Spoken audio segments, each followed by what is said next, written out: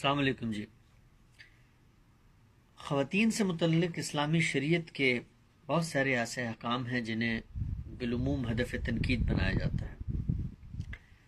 غیر مسلموں میں بالخصوص اور مسلمانوں میں بالعموم یہ بات زیر بحث رہتی ہے کہ ان احکام کے پس منظر میں جو فکر کار فرما ہے وہ در حقیقت عورتوں کو ایک کم تر مخلوق، مردوں کی نسبت ایک ناقص العقل ہستی کے طور پر پیش نظر رکھ کر دیے گئے ہیں۔ لوگ اس بات کو بھی زیر بحث لاتے ہیں کہ جس عہد میں اسلام نے یہ احکام دیے وہ عہد چونکہ مردوں کی برتری کا عہد تھا، لہٰذا اسی سوشل کانٹیکسٹ کی رعایت سے دین و شریعت کے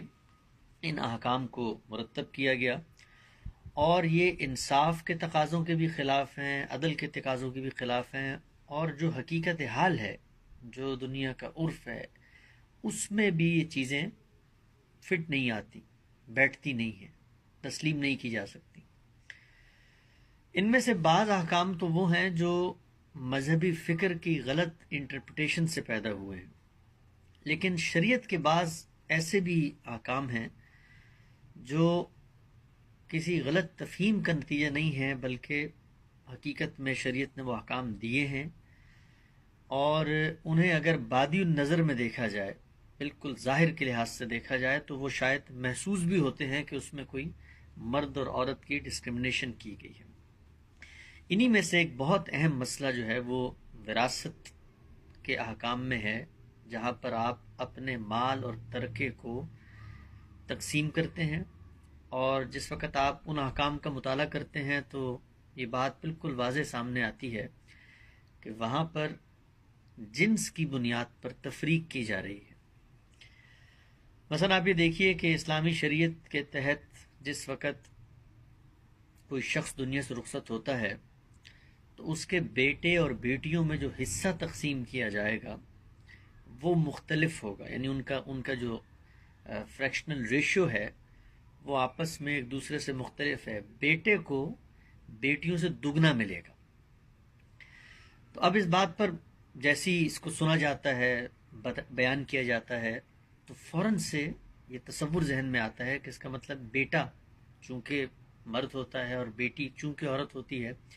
لہٰذا اس وجہ سے ان میں ایک تفریق کر دی گئی ہے، اور وہ جو دیگر تصورات ہیں ہمارے معاشرے میں ڈسکرمنیشن کے، ان سے اس کو متعلق سمجھا جاتا ہے۔ تو ہم آج کی گفتگو میں انشاءاللہ کوشش کریں گے کہ شریعت کی جو یہ تقسیم ہے اس کے پیچھے جو فکر کار فرما ہے، کیا وہ کوئی ڈسکرمنیشن ہے، کیا وہ وہی ہے جو بالعموم معاشرے میں نظر آتی ہے اور بعض باقی دینی افکار میں بھی نمایاں ہوتی ہے، جن کو ہم انشاءاللہ آئندہ زیر بحث لائیں گے کبھی، یا یہ کوئی اور وجہ، کوئی اور مقصد، کوئی اور حکمت ہے جس کے تحت یہاں پر بیٹوں کو بیٹیوں سے دگنا دیا گیا ہے۔ دیکھیے، جو بھی اصول یا جو بھی حکم شریعت میں دیا جاتا ہے، ہم سب سے پہلے یہ دیکھیں گے کہ کیا جو روش اپنائی جا رہی ہے، جو بات کہی جا رہی ہے، اور جس بات کے اوپر ہمارا کرٹیسزم یا ایک معاشرے کے اندر موجود عورتوں کا ایک اضطراب ہے، کیا وہ کانسٹنٹ ہے؟ یعنی اگر تو مذہب کسی بنیاد پر ڈسکرمنیشن کر رہا ہے تو اس ڈسکرمنیشن کو کانسٹنٹ ہونا چاہیے، ایک حکم کے اندر کم سے کم کانسٹنٹ ہونا چاہیے۔ جب ہم اس دعوے کو لے کر شریعت کے ان احکام کا مطالعہ کرتے ہیں تو معلوم ہوتا ہے کہ اگر مذہب نے کوئی ڈسکرمنیشن کی ہے تو وہ کانسٹنٹ نہیں ہے۔ مثلا آپ یہ دیکھیے کہ وراثت ہی کے احکام میں بیٹے کو تو بیٹیوں سے دگنا مل رہا ہے، لیکن ماں کو جو اپنی جنس کے اعتبار سے، اپنی خلقت کے اعتبار سے ایک عورت ہے، اس کو، اور باپ کو جو اپنی جنس کے اعتبار سے ایک مرد ہے، ان میں کوئی تفریق نہیں کی گئی۔ تو گویا یہاں پر جو تصور ہم لے کر جا رہے تھے وہ اپلائی ہوتا ہوا نظر نہیں آ رہا، یعنی ڈسکرمنیشن عملاً نہیں کی گئی۔ مثلا آپ یہ دیکھیے کہ جب بھی کوئی شخص دنیا سے رخصت ہوتا ہے تو اس کے ماں باپ کو برابر حصہ ملتا ہے، 1/6، 1/6، 1/6، 1/6، 16.66%، 16.66%۔ 12 روپے اگر کوئی چھوڑ کے مرا ہے تو 2 روپے ماں کو ملیں گے، 2 روپے باپ کو ملیں گے۔ گویا ڈسکرمنیشن کا جو ایک نظریہ تھا جو مذہب کے اوپر ایک اعتراض پیدا ہوتا تھا وہ یہاں نظر نہیں آتا عملی طور پر۔ اسی طرح آپ یہ دیکھیں اللہ تعالیٰ نے بتایا ہے کہ آپ اپنے مال کے بارے میں یہ بھی کر سکتے ہیں کہ جو حصے خدا نے مقرر کیے ہیں اس کے بعد جو مال آپ کے پاس موجود ہے آپ اس میں اپنے کسی رشتہ دار کو نومینیٹ کر سکتے ہیں کہ وہ مال اس کو مل جائے۔ مثلا آپ اپنے ماموں کو کہہ سکتے ہیں، اپنے چچا کو کہہ سکتے ہیں، اپنی خالہ اپنی پھپھو کو کہہ سکتے ہیں، لیکن جس وقت آپ نومینیٹ کرتے ہیں تو یہ امکان پیدا ہوتا ہے کہ آپ کی یہ نومینیشن آپ کی دنیا سے رخصت ہو جانے کے بعد کسی نزاع کا مسئلہ بن سکتی ہے۔ مثلا ایک ماموں اٹھ کے کہیں کہ بھائی ہم نے بھی تو اس کی آخر خیال رکھا ہی تھا لیکن مرتے ہوئے اس کو صرف یہ چھوٹے والے ماموں ہی یاد آئے، تو اس سے آپس کے رشتوں کے اندر ایک دراڑ جو ہے وہ پیدا ہونے کا اندیشہ تھا۔ تو اللہ تعالیٰ نے یہاں پر ایک اصول دیا اور وہ اصول یہ تھا کہ جس وقت آپ نومینیٹ کریں گے تو اس نومینیٹ کرنے والے شخص کو جس کو آپ نے متعین کیا ہے اس کو تو آپ کی جو رقم آپ نے بتائی ہے اس کا 2/3 مل جائے گا، لیکن 1/3 اس کے بہن بھائیوں میں تقسیم ہوگا، اور تقسیم ایسے ہوگا کہ ان کے اندر کوئی ڈسکرمنیشن نہیں کی جائے گی، بھائی کو اور بہن کو برابر ملے گا۔ تو گویا وراثت ہی کے احکام میں ڈسکرمنیشن جہاں پر 2 جنسیں آ رہی ہیں، ہم نے دوسرے ایک اسٹڈی میں دیکھا کہ وہاں پر بھی کوئی ڈسکرمنیشن نہیں کی جا رہی۔ تو اس کا مطلب یہ ہے کہ جو ایک تنقید تھی وہ تنقید عملاً صرف ایک صورتحال میں موجود رہتی ہے، باقی صورتحال میں وہ موجود ہی نہیں رہتی۔ آپ کلالہ رشتہ داروں کو جہاں پہ نومینیٹ کیا ہے جس کو دیں گے اس کے بہن بھائیوں کو برابر حصہ ملے گا، والدین جو جنس کے لحاظ سے مختلف ہیں برابر حصہ ملے گا۔ تو گویا مرد اور عورت کی تفریق کی بنیاد پر یہاں حصے تقسیم نہیں ہو رہے۔ اب سوال یہ پیدا ہوا کہ جب اللہ تعالیٰ نے باقی جگہوں پر یہ چیز پیش نظر نہیں رکھی تو پھر بیٹے اور بیٹیوں کے معاملے میں یہ تفریق کیوں پیش نظر رکھی؟ تو اس پہ غور کرنے سے پہلے ضروری ہے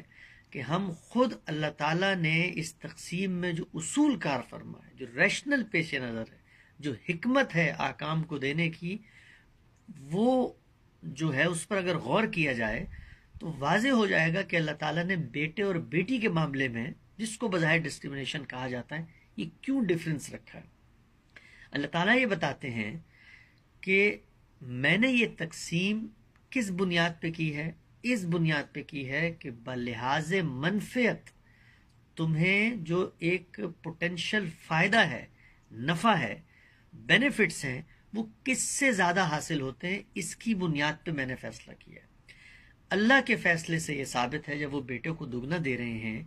کہ ماں باپ کو وہ پوٹینشل منفعت بیٹیوں کی نسبت بیٹوں سے زیادہ ملتی ہے۔ یہ اللہ تعالیٰ کا ایک کلیم ہے۔ اس کلیم کو میں اور آپ یا مذہب کے ماننے والے سوسائٹی کے اندر رکھ کے دیکھیں گے، پرکھیں گے کیا خدا کی یہ بات ٹھیک ہے، یہ بات ٹھیک نہیں ہے۔ تو جب ہم غور کرتے ہیں، معاشرے کا مطالعہ کرتے ہیں، سماجی رویوں کا جائزہ لیتے ہیں تو یہی بات نظر آتی ہے کہ ماں باپ جس وقت اس قابل نہ رہیں کہ ان کی ذمہ داری وہ خود اٹھا سکیں تو کون ہے جو آگے بڑھ کے ذمہ داری لیتا ہے؟ ذمہ داری یہ لفظ بہت اہم ہے، ذمہ داری کا جو لفظ ہے، اس لیے کہ ذمہ داری کا مطلب اور کنٹریبیوشن کا مطلب بہت مختلف ہے۔ ذمہ داری کا مطلب یہ ہے کہ یہ ایک گھر ہے جس میں رہتا ہوں، اس گھر میں اگر اس کا واٹر ہیٹر خراب ہو جائے تو ایک صورت تو یہ ہے کہ میں اس کی قیمت اگر 100 روپے ہے تو 5 روپے دے دوں،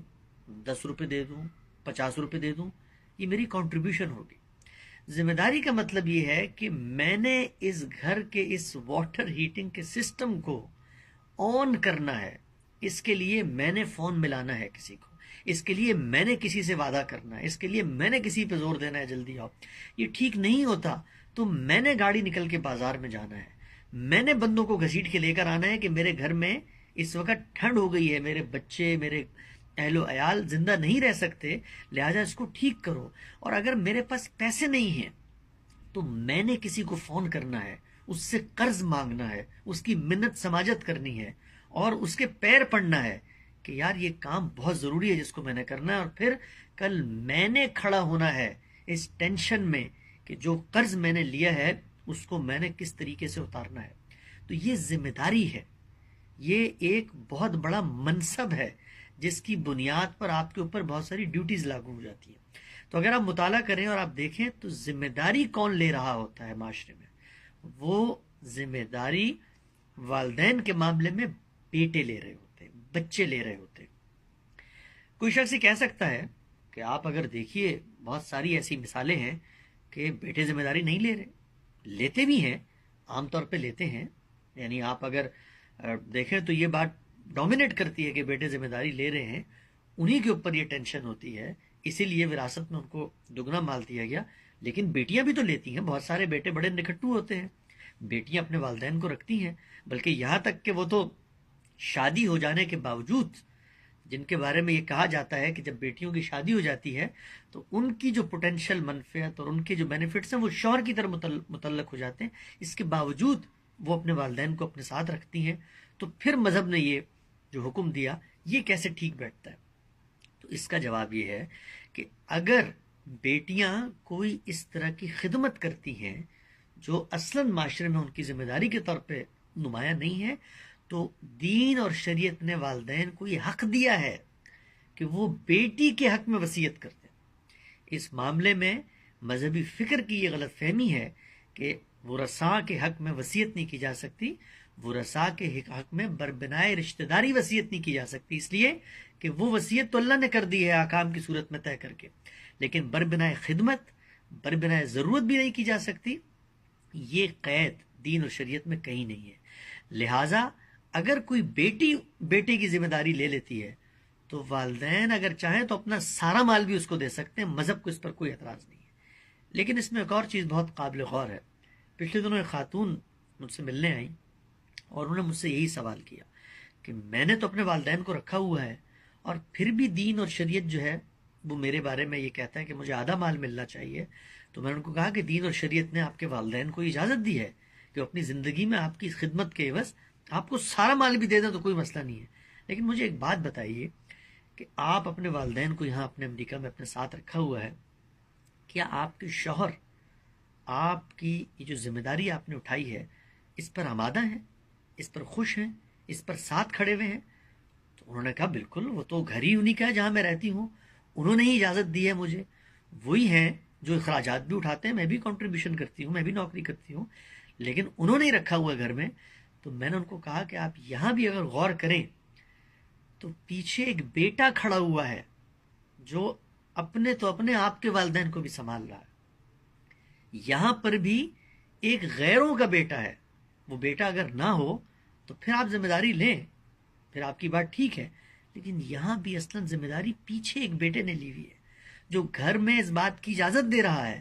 کہ اس کے آرام، اس کی راحت، اس کی پرائیویسی، اس کے اخراجات، ان سب پر وہ کمپرومائز کرے گا، لیکن تم اپنے والدین کو لے آؤ. تو شریعت کے جو احکام ہیں وراثت کے بارے میں، جن کے بارے میں تشویش پائی جاتی ہے کہ عورتوں کے ساتھ وہاں ڈسکرمنیشن کی گئی ہے، اس پوری گفتگو کو پہ اگر غور کریں آپ تو یہ بالکل واضح ہو جاتا ہے کہ دین اور شریعت کے جو احکام ہیں وہ بالکل حقیقت اور اس کو آپ کہتے ہیں عقل اور فطرت اور معاشرت، ان سب کے تقاضوں کے عین مطابق ہے. وراثت کے احکام میں مرد اور عورت کی بنیاد پر کوئی ڈسکرمنیشن نہیں ہے، بلکہ ذمہ داری کی بنیاد پر اسی حکمت کو پیش نظر رکھ کے اللہ تعالیٰ نے بیٹوں کا حصہ بیٹیوں سے دگنا رکھا ہے. بیٹے اگر اپنی ذمہ داری پوری نہیں کر رہے، بیٹی اس جگہ پر آ جاتی ہے، تو اللہ نے یہ حق دیا ہے کہ آپ بیٹی کے حق میں وصیت کر دیں اور سارے مال کی کر دیں مرنے سے پہلے. جو بچے گا وہ شریعت کے مطابق طے ہوگا. اور خواتین کو بھی چیز پیش نظر رکھنی چاہیے کہ معاشرے میں جب وہ ذمہ داری اٹھا بھی رہی ہوتی ہیں تب بھی پیچھے ایک مرد کھڑا ہوتا ہے جو سائبان کی طرح ان کی ان ذمہ داریوں کے اوپر خود ان سے بڑھ کر ذمہ داریاں لیے ہوئے.